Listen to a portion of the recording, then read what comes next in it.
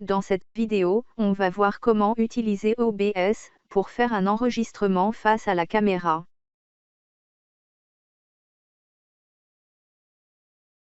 Au premier démarrage, l'application OBS crée une scène par défaut. Remarquons que la zone de prévisualisation est vide, car aucune source n'est associée à cette scène. On veut déclarer la webcam comme une source à la scène.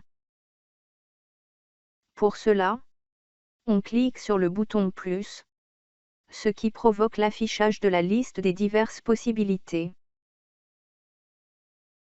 Choisir périphérique de capture vidéo. Créons une nouvelle source, qu'on appelle caméra. Pour l'instant, c'est la webcam qui est sélectionnée. On peut choisir une autre, parmi celles qui sont connectées à l'ordinateur. On laisse les autres réglages par défaut et on valide. La caméra est donc intégrée à la scène. On voit bien qu'elle est affichée dans la zone de prévisualisation. On peut la déplacer. Pour rogner une partie, maintenir la touche Alt enfoncée, en déplaçant les taquets.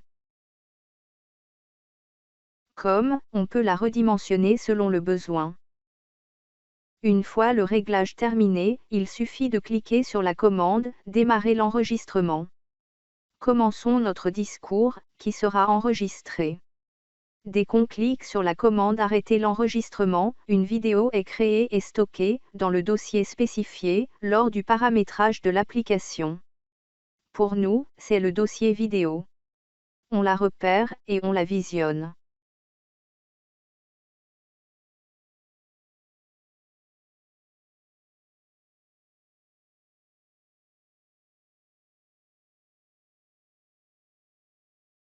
Voyons maintenant comment réaliser un habillage à notre caméra, une sorte de médaillon.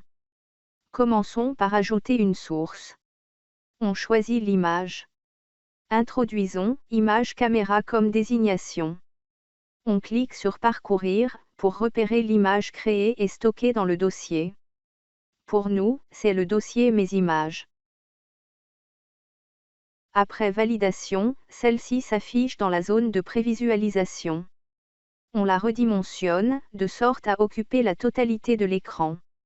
Bien sûr, elle peut cacher la caméra. Mais notre image est constituée autour d'un disque transparent. Une fois les réglages terminés, on réalise un enregistrement pour tester l'ensemble.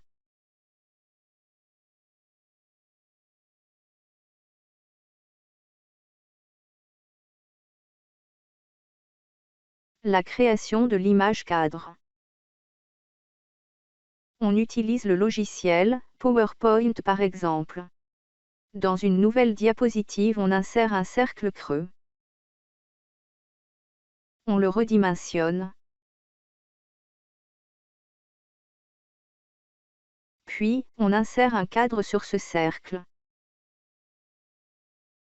Redimensionner le cadre intérieur, pour couvrir la partie externe du cercle.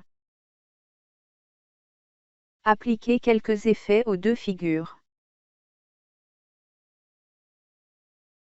On les sélectionne et on les associe pour former un seul objet. Clic droit et choisir « Enregistrer en tant qu'image ».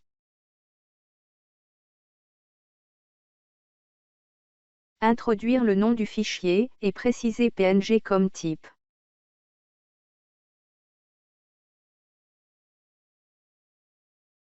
L'image est prête pour l'utilisation.